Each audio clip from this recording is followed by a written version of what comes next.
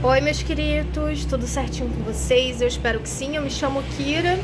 Hoje eu tô aqui para poder dar essa dica de livro, gente. Eu acabei de ler aqui o livro que se chama Iracema. Ele é uma obra literária, né, do José de Alencar. Ela foi publicada originalmente, né, em 1865. E a última vez que ele revisou, né, o texto da obra dele e tal foi em 1878. Essa edição aqui foi publicada pela editora Ática, né, pela série Bom Livro, né, que foi uma série que eles fizeram publicando vários clássicos literários, que é bem legal.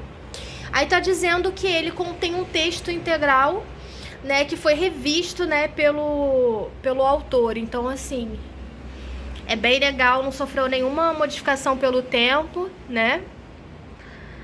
É obra realmente original. Eu achei essa capa incrível. Vou mostrar mais devagarinho pra vocês, olha.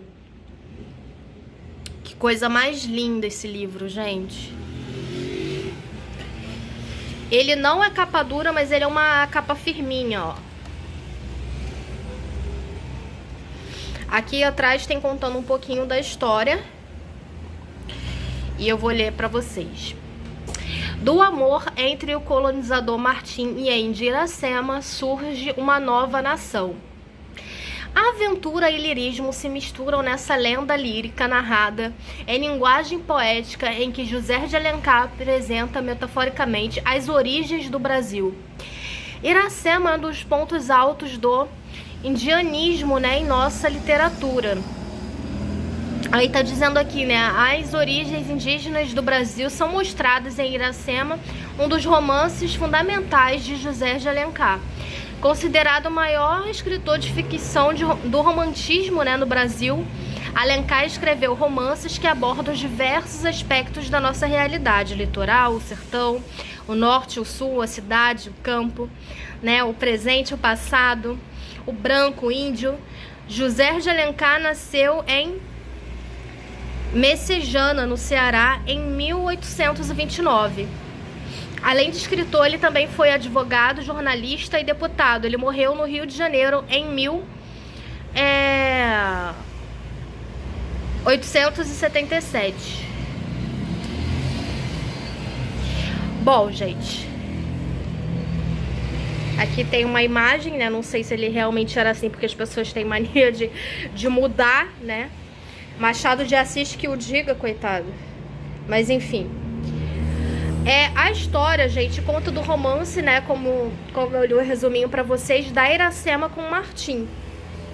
Bom, pra início de tudo, a gente tem que entender o seguinte. A Iracema, gente, ela é uma índia que ela é filha de um pajé. Ou seja, ela é meio que considerada uma princesa da tribo, né? Uma sacerdotisa de Tupã. Então ela tem um papel muito, muito importante na sociedade indígena que ela vive, né? Na tribo dela, no caso. Ela fica responsável pelo cuidado das ervas, né? E pelo chá da jurema. Eu não sabia, gente, o que significa jurema. Eu sabia que era um nome indígena, mas eu não sabia que jurema é uma das plantas barras ervas, né? Que é feito um chá. E é um chá que é um chá amargo, né? E as pessoas, quando fazem uso desse chá, elas têm meio que alucinações, assim. Elas têm um encontro forte com o Tupã. Eu não tenho certeza, gente. Eu posso estar falando assim a maior bobagem aqui pra vocês. Mas nessa hora que eu tava lendo sobre as ervas, sobre o chá da jurema e tal, eu fiquei pensando, gente, será que nessa época, né, o José de Alencar, ele já tava falando da ayahuasca, no caso, que tinha, sendo que aí, como era uma tribo diferente, talvez tivesse outro nome? Ou será que tem mais tipos de chá indígenas que a gente não conhece? Fica aí a dúvida. Iracema, eu sempre achei esse nome bonito, né? Um nome diferente, eu não sabia o significado dele. Significa lábios de mel, gente. Achei muito interessante isso. Quem é o Martim? Gente, o Martim, ele é um homem branco que ele foi lá na terra dos índios para poder estudar a área e tal. Ele foi com mais gente, sendo que aí o pessoal que foi com ele acabou indo embora, né, de barco. E aí ele ficou lá, sendo que a tribo, né, que recebeu os homens brancos, A tribo Pitiguara. Ah, também eu tenho que contar essa curiosidade pra vocês que eu descobri. Pitiguara, gente, quer dizer que a tribo mora, né, vive ali à beira do mar. E a tribo Tabajara, né, que é a tribo da Iracema, é uma tribo que vive mais pro meio da floresta, mais para perto das montanhas, né? E essas duas tribos, elas são inimigas, então já fica aí mais um problema pro casal ficar junto, né? Porque a Iracema, além de ser filha do pajé, né, ou seja, ela não era uma índia qualquer, ela não poderia se casar com qualquer um, ainda tem essa questão da tribo dela ser uma tribo que é rival da tribo que o Martim foi acolhido, né? Outra coisa também que é bem curiosa nesse livro é que fala da origem, né, dos potiguaras. Gente, eu não sabia disso, eu sempre ouvi falar índio potiguara, eu achava que era uma tribo de índio e tal. Mas no caso, quando as pessoas falam potiguara, no caso é uma ofensa para os índios pitiguara, porque potiguara, na linguagem indígena, quer dizer comedor de camarão. E aí os índios tabajaras, né, que são os índios que vivem na floresta e que sobrevivem da caça, né, de animais selvagens e tal, animais silvestres, eles se achavam, tipo, índios mais poderosos porque eles tinham uma alimentação melhor de carne e tal, tinham mais diversidade alimentar do que os outros, enquanto os outros se alimentavam principalmente de peixe e camarão. Eu achei isso super interessante. Bom, gente, a Iracema dá uma sofrida pra ficar com o Martim, assim, a gente acaba se apegando muito à personagem, ela é uma personagem muito doce.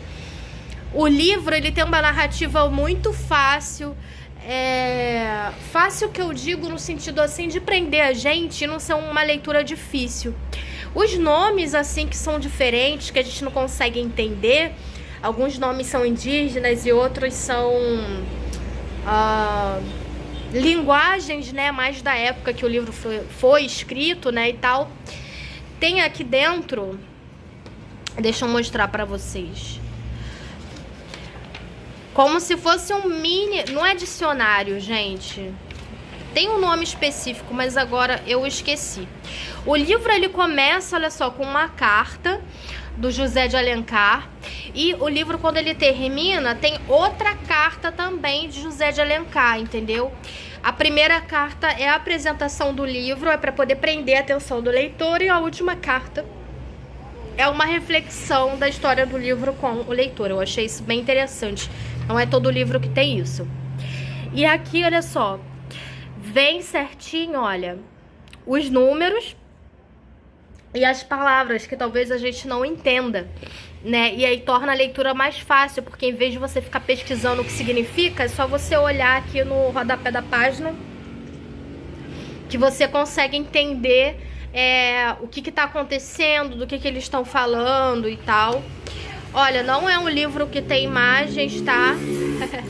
Vou decepcionar algumas pessoas que gostam, né, de imagem. Eu gostaria que tivesse, sendo bem sincera, porque eu amo ilustrações. Aqui no final do livro, né, como eu disse, tem, olha só, tem a carta do José de Alencar. Aí tem uma parte aqui falando de curiosidades, né, que eu achei bem interessante também. Eu não vou ler aqui pra vocês porque é bastante página e tal, né? Eu não quero que esse livro fique, não quero que esse vídeo fique longo. E aqui no final tem essa página aqui que é um resumo, gente, da vida e obra dele. Eu vou ler aqui rapidinho pra vocês, ó. Mais uma imagem dele aqui, ó. Ele parecia ser um senhor bem bonito, né? Bem simpático. Uma coisa que eu descobri através desse livro, gente, é que o José de Alencar, ele era nordestino, né? Cearense. Eu não sabia disso, eu já tinha lido outras obras dele, mas eu não tinha me atentado, né, da onde ele era. E, gente, é incrível, né? As pessoas falam tão mal do Nordeste e a gente tem tantos escritores, tantos artistas incríveis no Nordeste. Então, assim, é um tapa na cara de quem gosta de falar mal, né? A gente deve valorizar muito, sim, essa terra, esse povo que faz, assim, coisas incríveis pra gente, tanto pra música quanto pra literatura, pras artes no geral. Bom, aqui começa com o ano de nascimento dele, ó, que foi em 1829. Aí tá dizendo, né, o nome dele completo aqui, que é José Martiniano de Alencar, né? Ele nasceu em Messejana, nunca ouvi falar desse lugar, gente, que é um local perto de Fortaleza, no Ceará, no dia 1º de maio, ou seja, gente, era taurino, mesmo signo da minha mãe, por sinal, nasceu no mesmo dia que a minha mãe e minha tia, porque minha mãe é gêmea. Voltando aqui pro livro, em 1830, né, ele transfere-se, né, com a família para o Rio de Janeiro, ou seja, ele nasceu no Ceará, mas ele veio morar no Rio. Em 1840, ele foi matriculado no Colégio de Instrução Elementar. Em 1846, ele ingressou na Faculdade de Direito, né, do Largo de São Francisco, em São Paulo. Isso também é uma outra curiosidade que eu descobri através desse livro. Eu não sabia, gente, que ele também já tinha sido advogado. Em 1848, ele transfere-se para a Faculdade de Direito de Olinda. Em 1850, gente, ele volta para São Paulo e se forma em Direito. Em 1854, ele inicia no Rio a sua colaboração no Correio Mercantil.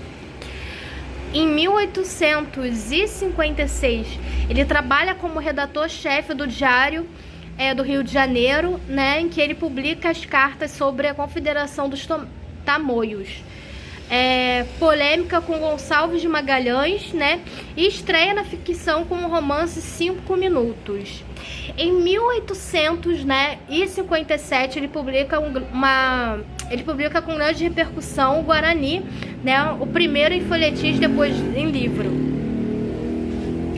Em 1860, né, falece o pai do escritor, e tá dizendo aqui que ele foi um revolucionário político, né. Em 1861, ele se elege-se como deputado. Ele foi reeleito, gente, em várias legislaturas subsequentes. Em 1868, ele foi ministro da Justiça durante 2 anos no gabinete conservador. Em 1870, ele abandona a carreira política, magoado com o imperador Pedro II, né?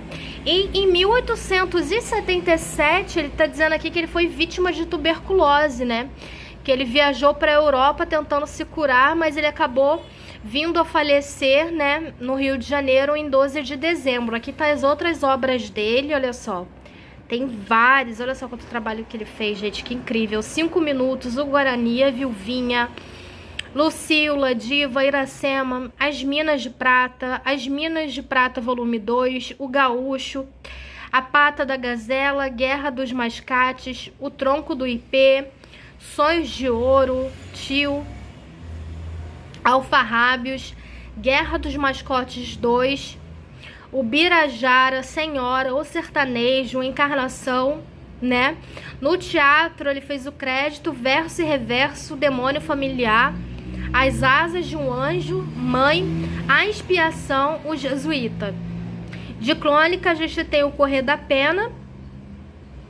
Aí saiu uma autobiografia intelectual, né? Como e Porque Sou Romancista, né? Em 1893, no caso, ele já tinha falecido. Então, provavelmente, ele já tinha deixado o livro escrito antes, ou alguém... Não, se bem que é uma autobiografia, então não foi alguém que historiou a história dele e escreveu, não. Foi ele mesmo. Então, ele já tinha escrito, só não tinha sido publicado ainda, né? Então, foi uma publicação póstuma. Aí aqui tá dizendo crítica e polêmica, cartas sobre a Confederação dos Tamoios, ao Imperador, cartas políticas de Erasmo e novas cartas políticas de Erasmo. Ao povo, cartas políticas de Erasmo, o sistema representativo. Gente, uma coisa que eu achei curiosa aqui é que tá dizendo que ele faleceu em 1877. E nesse livro aqui, gente, tá dizendo que é um texto integral, né, que ele foi revisto pelo autor em 1878. Só se ele fosse um fantasma que leu a própria obra, né, gente? Brincadeiras à parte, muito provavelmente ele deve ter relido a obra dele, né, em 77, antes de falecer, e o livro deve ter sido republicado meses depois do falecimento dele, né? Foi uma publicação póstuma, né? Republicação, no caso, porque esse livro já tinha saído. E aí publicaram de novo. Bom, eu espero que vocês tenham gostado, gente, da dica de livro de hoje. Não esquece de curtir o vídeo e compartilhar com um amigo ou amiga que gosta desse tipo de conteúdo. Beijo, meus queridos. Fiquem com Deus e até a próxima.